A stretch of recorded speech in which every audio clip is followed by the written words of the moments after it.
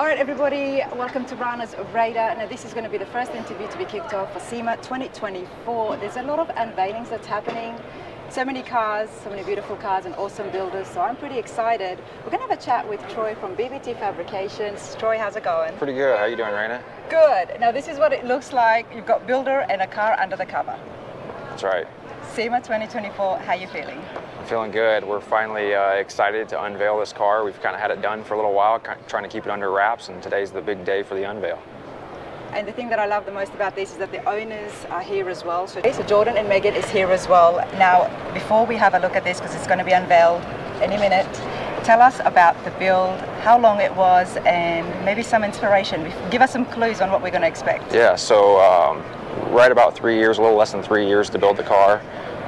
Jordan came to us wanting to build a kind of a survivor car. He bought a car that was already painted white, and we were just going to chassis it, engine, transmission, suspension stuff, build a nice driver. Well, it turns out the car was pretty much a complete rust bucket, so that kind of changed. But it was already restored. Yeah, sort of. To an extent. Yeah, mediocre restoration at best. Okay. But so it kind of changed the direction, the path of the build, and we stripped the car down to bare metal and started from there. And the goal from the beginning was just to build a really clean, timeless car that you could bring back out in 10 years and it still look just as good. We built a white Charger about 7 or 8 years ago, and he was really inspired by that car. So this is kind of like the little brother to that Charger.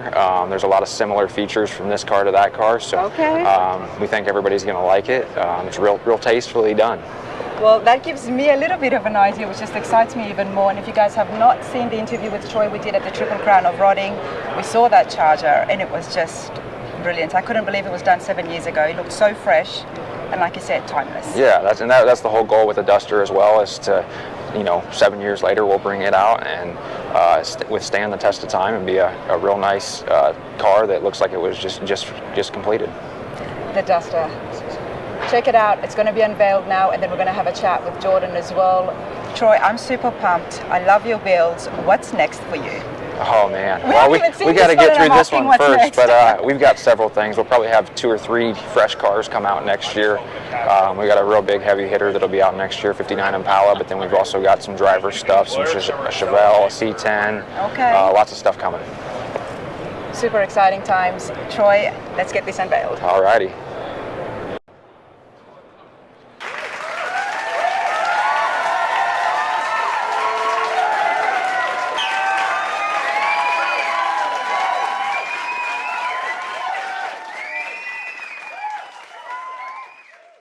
All right, Jordan, first of all, congratulations. Thank you. Big congratulations. It is phenomenal, and I did get an idea that it might be white, which I absolutely love. Thank you. So tell us, how do you feel after seeing this? Just over the top. It's one of those builds where going into it, it was originally going to be kind of just like a real subtle, like middle of the road build, if you will. And the deeper we got into it, and the more excited we kept getting about it, we just kept pushing it further and further and further. And the experience of working with Troy and his group is just outstanding. I mean, they've already got a really good track record in the industry and their metal work. And Troy and I had the opportunity. We were pretty good friends before we started the car. And the biggest thing for me is I just told him I wanted it to be something that he was proud of and that represented his business well. And I think we achieved that. So I'm just over the moon and super humbled and excited to be here, and thank you for being here. Absolutely. Thanks for having me, and I know you guys are going to have a very busy day, and you'll probably lose your voice by the end of it. Possibly, yeah. Probably. Now, have you done any other cars before? This is your first restoration? Yeah, so I've been a car enthusiast like pretty much everybody here all my life. I've had a lot of different kinds of cars, from high horsepower diesel trucks and road race cars, and kind of dabbled in a little bit of everything. Okay. And so 70s muscle car was one that was kind of really, I wanted to check that box.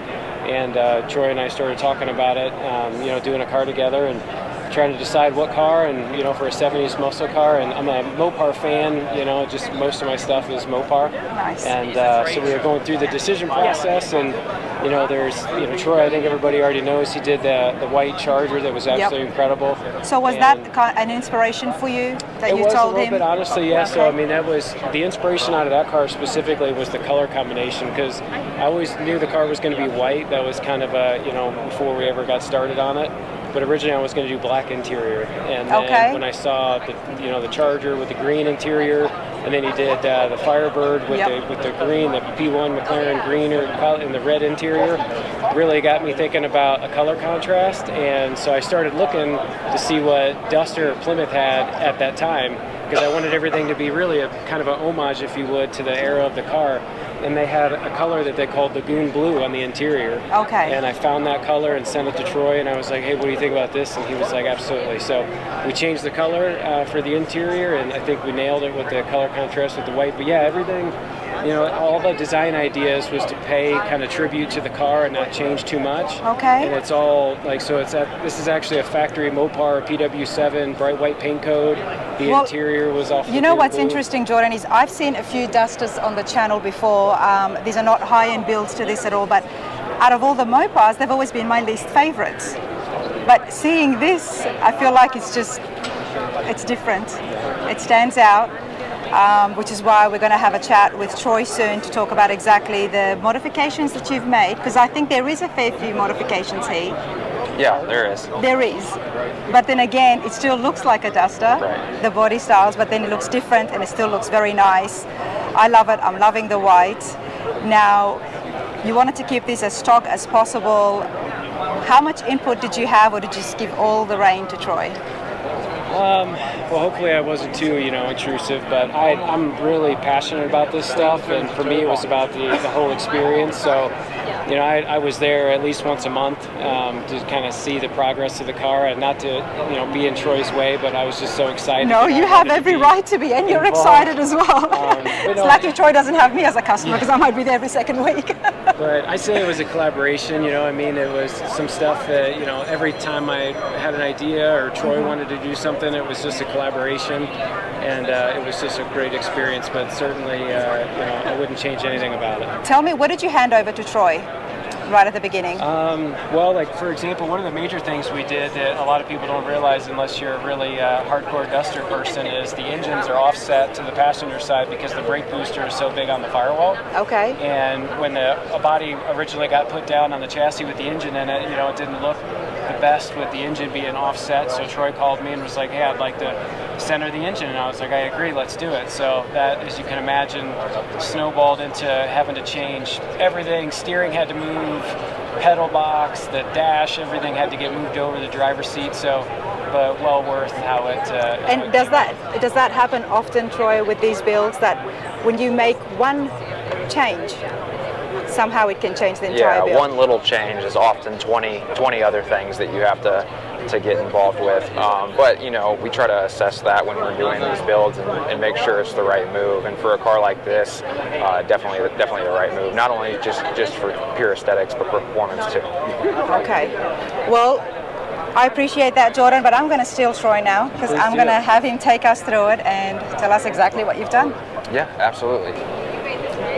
Now, talk to me, Troy, and tell me stuff that you've made in-house as well, because I know you do a lot of that in the shop. Yeah, so, we'll start with the front bumper. So the front bumper has been tucked and wedged to the body to fit tighter into the car. So quite a bit of work on the front bumper, got rid of the license plate pocket, and then we built a little valance below the front bumper just to modernize it a little bit, just to give it a little touch. Is that the white valance? Yeah, the right white valance, just so it okay. doesn't have such overhang in the front that these Mopars usually always had. So that was something that was key on the front of the car, but it doesn't really take away from what the originality of the car is. So that was pretty big. A lot of the sheet metal work that's done on this car, there's not a ton on the outside. There's a lot of little things, a lot of subtleties that we just cleaned up, but the engine bay is probably the biggest focus on sheet metal. So all the inner fender wells, because these were unibody cars from the factory, so all that had to come out. So all the inner fender wells, the firewall, the radiator core support, everything under the hood has all been fabbed. And then of course, because it's such a small car, we're putting such a big engine with a huge supercharger on it, it's going to pop through the hood. So, we de-skinned the hood, but we wanted the bottom side of the hood to look relatively factory, so we just cleaned everything up, filled all the holes, and made it look nice and smooth. Is that a vent underneath? Yeah, so the scoop on the top, is obviously just purely for the fact that there's a supercharger popping through the hood, but we wanted to have the scoop be like a period correct Mopar scoop, so it's not just some bolt-on deal that doesn't look right. So it plays the part well. It's kind of a vibe off of the 60s era Mopar on the scoop. And really that's about. Can we talk about the grille here at the front? Yeah, so the grille on this car is actually all original. So this is all what these cars look like from the factory. And I think for Jordan, that was one of the selling points on this specific year. I think this was a 2-year only grille. And did they have this in the factory as well? Yeah. So everything about the grille is 100% all original. Why is it that when a classic just gets redone to this level, you start noticing things so much more? I mean, obviously it's the chrome and the way it's just standing and it's been finished really well, but I've never noticed the grille until today. I think it's just a accumulation of all the different things on the car. I mean, from the factory, there was just so much bad fitting things, and the cars weren't tight and crisp. And now when you tighten the car up and make things crisp, it focuses and highlights all the good things that they did. And that was the cool thing about this car, is really they're not done very often, but there is some very cool features on the car. Like one of the coolest things on this car that I like is the body lines that run down the side. But if you look at a factory Duster, they don't have these body lines. They do, but they just aren't. We crispened everything up. We made everything tight and sharp, and I think that's a huge key on these cars, and it just really defines the body styling of the car. Well, I guess the definition must be right up there, because I've never noticed the body lines, but one of the first things that I noticed when you took the cover off was the body lines coming down the side. And I think the white helps too, obviously, with the body lines. You know, some of the colors of these cars, the purples and stuff that they painted them, didn't really highlight that. And I think that's what I like about white cars so much, is that you can really focus on the details once a car is white, because you know, the color's not just blasting you in your face, you know. So it's, you know, you put, especially white with chrome, you put the chrome on there and it really pops out hard. Tell me about the Duster. Now, I said that it's one of my least favorites, but I don't know too much about them. What were they like when they first came out? You know, it was Mopar's, you know, short wheelbase, kind of compete with the Nova car, and it's just not. They weren't real desirable, to be honest with you. I mean, it was an economy car. It was an economy car. Yep. Now the hood here, the short wheelbase, I understand, but it looks like you might have given it an illusion that it's a little bit longer than the stock. Yeah, it's not. Everything's exactly where it was. I think the big key is getting the car down to sit right, having a good stance on the car. I think that's a huge part of any of these old classic cars, is trying to highlight. The door? Yeah, trying to highlight. Let's see that stance.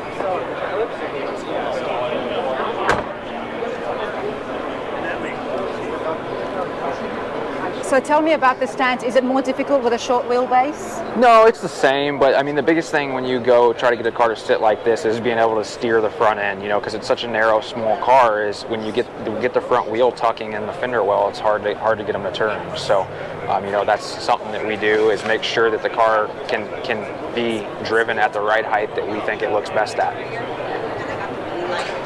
A lot of sheet metal work here, like you mentioned, and everything obviously has happened in-house. Now, Troy, you do sell parts as well.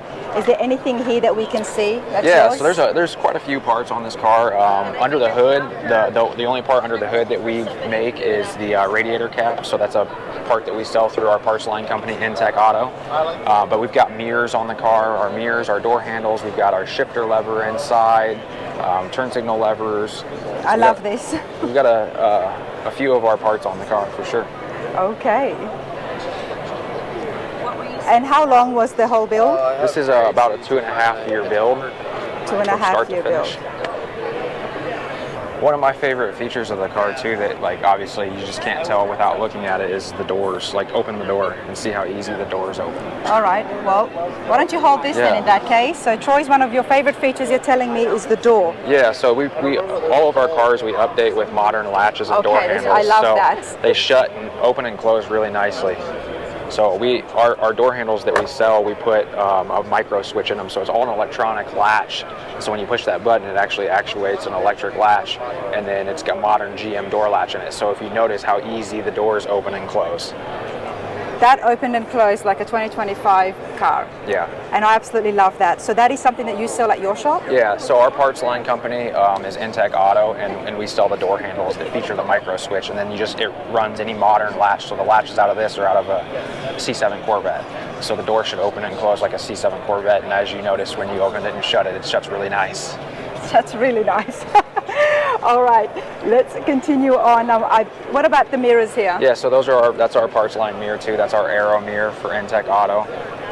They're actually, specifically for a Camaro, but you do a little bit of modification to them and they'll bolt right on most applications. Wow, here is that scoop just before we go inside and continue inside the car. I love it. I absolutely love it. What kind of white do you call this? This is just a factory Mopar white, so like off of a new Dodge Ram or something like that. Yep. All right, now talk to me, what's stock and what has been modified? So there's some stock things, like door sill plates are stock. The center console is somewhat stock, but highly modified, obviously to fit the tunnel. We built all the door panels, all the machine badges that are on the doors, so we kind of put our spin on the whole dash a little bit. We've got a custom gauge bezel with gauge bezel with the coated digital gauges. We've got vintage airs. Slider in there, but they don't make anything for a Duster, so that's actually for a Camaro, and then we built a bezel around it to make it appear to be that it's correct for the car. Same thing with all the AC vents, those are not factory, but they play the part that they would be factory. And then we've got some of our machine parts, like our shift lever in there, our steering levers, our rear view mirror inside. I do like the center console. Does that open up? Yeah. So it's got the door in the back. It's got like a compartment, and then the slider in the middle where the ashtray was originally Do you want to show us? Has So we've got in the middle where that was where the factory ashtray was at, and now we've got our power window switches and a USB port, so you can plug your phone in and charge your phone or whatever. And then the car's all got Bluetooth audio, so the ashtray on the dash folds down, and that's where the audio's at. I love that it looks so stock, yet it's got all of the modern creature comforts just hiding underneath. Right, so that was the whole point, is to make it look as factory as possible, but have everything that you need in it. So the seats are not factory Mopar seats, but we re-sculpted the foam to look like it was a 70s Mopar high back bucket. Love it. Now, did you do the interior as well? Yeah, the interior on this one was done all in-house, and we're using Moore & Giles leather on this. It's an interesting combination of the white and the leather as well. And yeah. I like it, so that's just another hint. We'll talk more about that later. Now let's continue on. Let's have a look at the wheels. Now talk to me. So these are just an HRE wheel. This is something Jordan picked out that he liked. But again, just kind of a timeless wheel, nothing crazy over the top, just a nice simple 5-star wheel. Is that just brushed chrome? So no, the center's just, it's brushed. It's a finish that HRE uses. It's just a matte finish on the aluminum, and then it's clear powder coated, and then the hoops are all polished. I like it. It gives us such a texture between the finished polish. Right, just a little offset accent. And the tire sizes, wheel sizes were? So the back's 345 30 19 on a 12-inch wide wheel, and then the front's a 265 35 18-inch wheel, 9.5 inches wide. So that's a 20 by 12? 19 by 12. 19 by 12. 19 by 12 and an 18 by 9.5. Nice. All right, now talk to me. What is going on here? So if you follow us at BBT Fabrications, when we build muscle cars, we don't like to upholster the trunks. We think that the cars should be used and driven, which our cars do get used and driven. So we want to make sure that the trunk is usable. So we kind of made everything very utilitarian in the back, and built a rack in here to where it's got some max tie down flush mount cleats in the floor, so you can put whatever you want in here, strap it down, and not be afraid to go out and beat on the car while you're on a road tour or whatever you're doing. And you made all of this in-house? Wow. Yeah. Okay. This is such a cool, unique feature that I think a lot of trucks and pickups would like that as well, especially if you can put it on the bed of a truck. Yeah, absolutely. And here is where we fill up. Yep. Never seen that in the trunk of a car. Yeah, it was just something, like I said, we don't like to have upholstered leather trunks because I always feel that the trunk needs to be used. Okay. The lights. Stock lights? Stock lights, we've just kind of reworked the taillight pans so that they fit a lot better than they would have from the factory. And so they have a nice tight fit. And this is where those lines come into play again. it makes such a difference, doesn't it, when you sharpen those lines? And I think you did similar thing with the Charger as well. Yeah, we try to do that with a lot of cars, especially these Mopar cars where, you know, they kind of lose that factory line when they're restored, and so we want to make sure we exemplify that.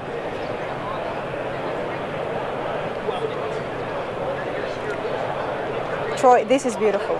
Thank you. This is beautiful. I'm loving every part of it, and I'm not even a Duster fan, but we are going to come back here now. You've got a Hemi under there. What is the horsepower? It's just a factory Hellcat crate engine, so 707 horsepower. And then we've plenty for this size, yeah, can we say that? It goes good. We've actually driven the car quite a bit and had it dyno tuned, and it made right around 600 horsepower to the rear tire. Okay. Wow. This is beautiful. I love it. This Thank is you. SEMA. This is what we want to see. Timeless. It's absolutely timeless. And just like the Charger, in so many years later, you bring this out, it's still going to be appreciated. Yeah, that was the whole goal with it. We're trying to build cars to that manner now, to where maybe it's not so over the top on some aspects, but we want to make sure that it'll stand the test of time. Love it. Absolutely love it. I hope you guys have all enjoyed that as well. Troy, can't wait to catch up with you next time. Awesome. Thank you. Thank you.